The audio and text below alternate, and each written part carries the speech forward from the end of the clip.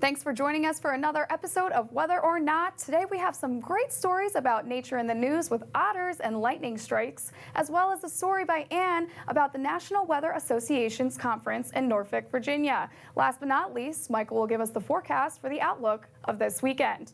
All that and more, Whether or Not starts now.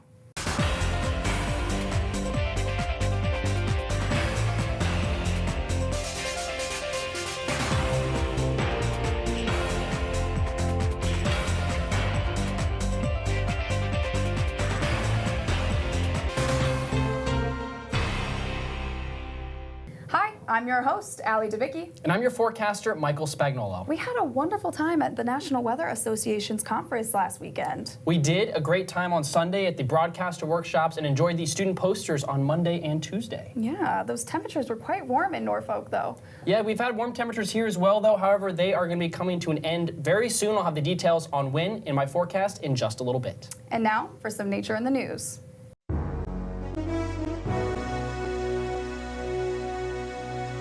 The U.S. Geological Survey, USGS, revealed that the populations of California sea otters have reached the highest level since 1982. The USGS report, released on September 19th, showed that the number of sea otters living along the California coast have grown to 3,272 otters this year. This is an 11% increase since 2013. For the first time, the number of California sea otters has exceeded 3,090 otters. If the population remains greater than this total for 2 more years, California sea otters will be moved from the endangered species list and will be reclassified as threatened. Scientists believe that the one contributing factor in this increase of California sea otters is the abundance of sea urchins throughout northern and central portions of California. This fulfills most of their protein needs for survival. Last week, the World Meteorological Organization released results of a recent lightning study marking world records for the farthest traveling lightning bolt and the longest lasting lightning bolt. Thanks to the latest in lightning detection technology, these records were able to be verified. In 2007 in Oklahoma, a lightning bolt shot across the sky, traveling a horizontal distance of 199.5 miles. In the south of France in 2011, a single lightning flash lasted for a remarkable 7.74 seconds. Based on these findings, the World Meteorological Organization also suggested that the American Meteorological Society change the definition of lightning in its glossary, removing the words relating to lightning only lasting less than a second. During our trip to the National Weather Association's broadcasting conference, several researchers spoke about the severity of coastal flooding. Changes in our climate are increasing the risk and frequency of flooding for coastal communities in the United States. Currently, more than 8.6 million Americans live in areas susceptible to coastal flooding. This is due to rising sea levels, changes in precipitation totals, and increased rates of storm surges and erosion, increasing the vulnerability to flooding for coastal ecosystems. Coastal flooding usually occurs during seasonal high tides and storms that push water towards the shore. However, as sea levels are rising, floods in coastal communities are occurring more frequently on days with smaller flooding risks. Impacts of coastal flooding may include frequent road closures, reduced stormwater drainage capacity, deterioration of infrastructure, and intrusion of saltwater to drinking water. Back on September 9th, a routine inspector found a gasoline leak on Colonial Pipeline 1 in Alabama, a largely underground pipeline that supplies gasoline to some 40% of the United States East Coast.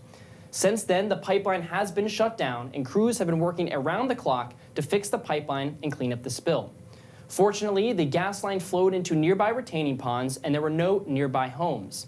It has been estimated that 336,000 gallons leaked, and it will take until early next week for the pipeline to be back up and running. Gas prices across the southeast have increased by 20 to 40 cents in some locations due to the shortage caused by the shutdown pipeline. Currently in Pennsylvania, 7 separate pipelines are being built for gasoline transport across the Northeast and Mid-Atlantic. Gas prices here in Pennsylvania were not and will not be affected by this incident.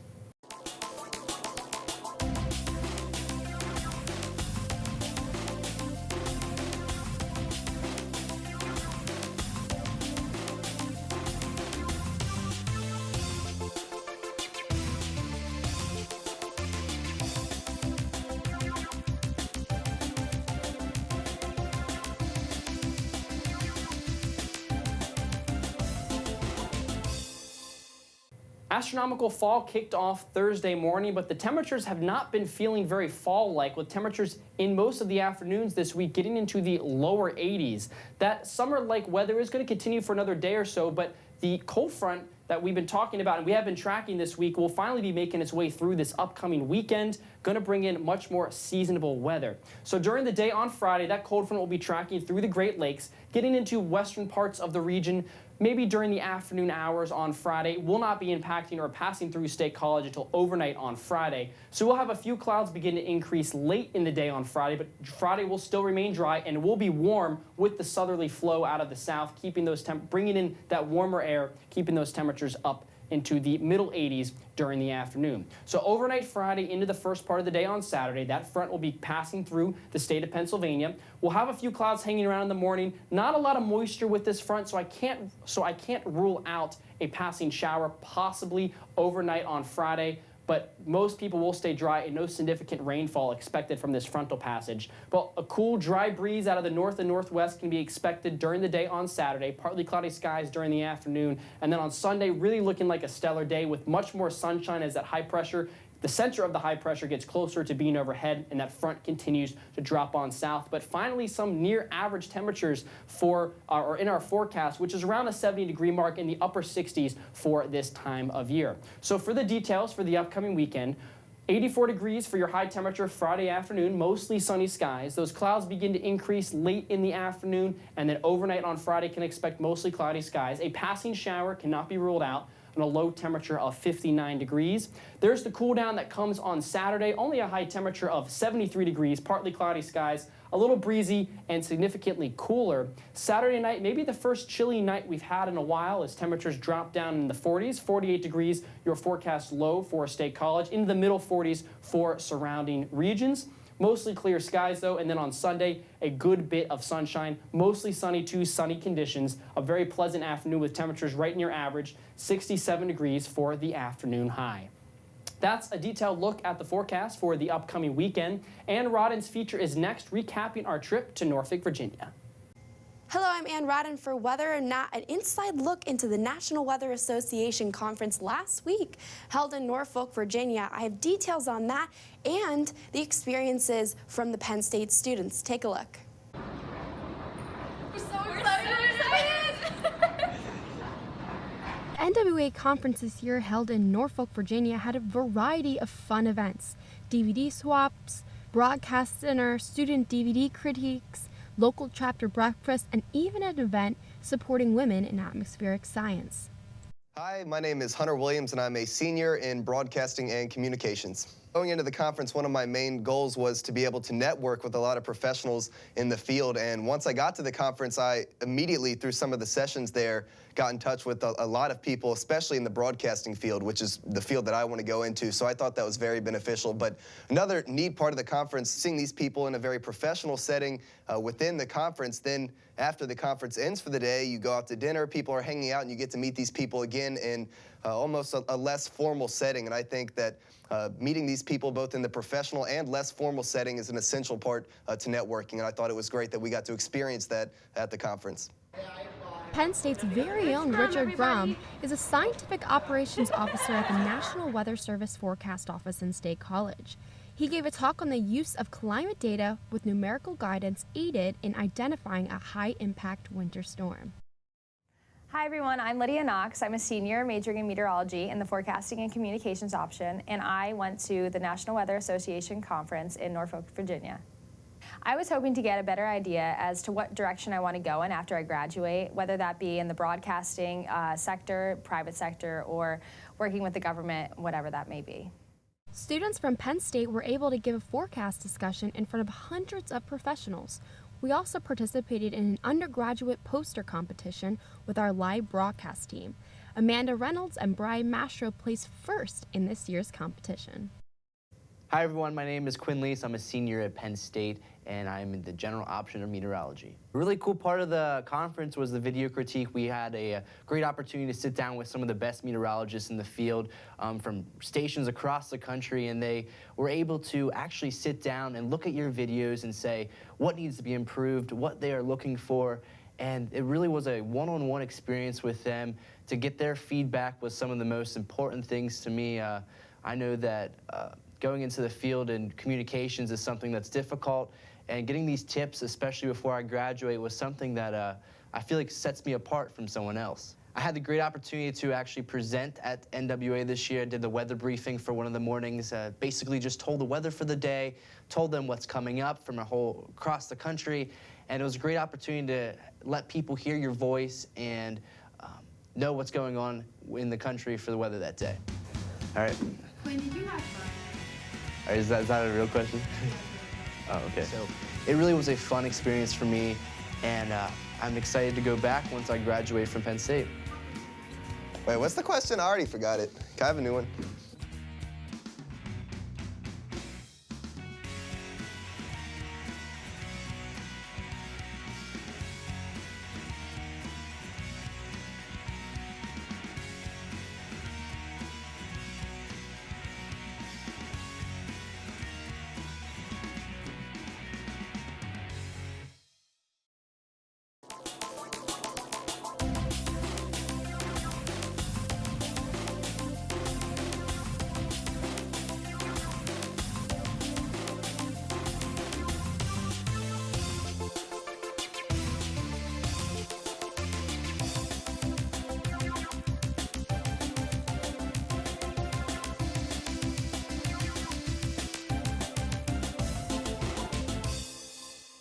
It was an eventful week in Norfolk, Virginia, but a quick recap of the weekend forecast I provided just a bit ago. Friday, still the above average day in temperature, still going to be a little hot out there in the afternoon. 84 degrees is your high, mostly sunny. Again, it will be warm. Friday night into Saturday, clouds increase. Can't rule out a passing shower as a cold front works through the region. On Saturday, those clouds will thin out a little bit during the afternoon. We'll call it partly cloudy skies for the daytime hours. It will be significantly cooler behind that front with an afternoon high temperature of 73 degrees and an overnight low dropping into the 40s. So a chilly start to the day on Sunday. Temperatures only reaching the upper 60s, which is a much needed relief in those temperatures for central Pennsylvania, but plenty of sunshine, so a great day to get outdoors, really on both Saturday and on Sunday. But speaking of those average temperatures, that seasonable weather is going to be coming back to central Pennsylvania, and it is going to be here to stay for at least the next several days. In the past, we've only had it for a day or two, but it's going to last a good part of next week. You can see my temperature trend line is matched up with just about the average temperature for this time of year, which is the upper 60s to about 70 degrees, give or take a few degrees as we head through next week. But afternoon high is going to be close to 70 every day next week. We'll have dry weather to start the week, but we're going to have a slow-moving disturbance work its way through later in the week and a frontal system coming through late week. It's going to be slow to move through the region, so extended period of a risk of some showers. So beginning on Wednesday, and then the best chance of rainfall looks to be on Thursday into the first part of the day on Friday. Of course, this is some much-needed rainfall for central Pennsylvania. We do have the drought conditions, so hopefully we can squeeze out some beneficial rain late next week. Well, thank you, Michael, for that forecast. It's nice to hear about some cooling temperatures, especially with fall right around the corner. Yeah, so fall will be kicking off on Thursday and then on Friday with temperatures still feeling like summer. But next week, not only will you be able to wear a sweatshirt in the morning, you will likely be able to keep it on even during the afternoon. That's awesome. I love to wear fall fashion, especially flannels. Now let's get back to that weather whiz quiz we asked you guys earlier. We asked you, when was the National Weather Association founded? Was it A, 1888? B, 1925, C, 1975, or D, 1997? If you guys guessed C, you are correct. The National Weather Association was founded on December 15th, 1975. Last week's gathering was the 41st annual conference for the National Weather Association. And it was so fortunate that we got to attend it. Well, that's all we have for today. I'm your host, Debicki. And I'm your forecaster, Michael Spagnolo. Have a great rest of the week.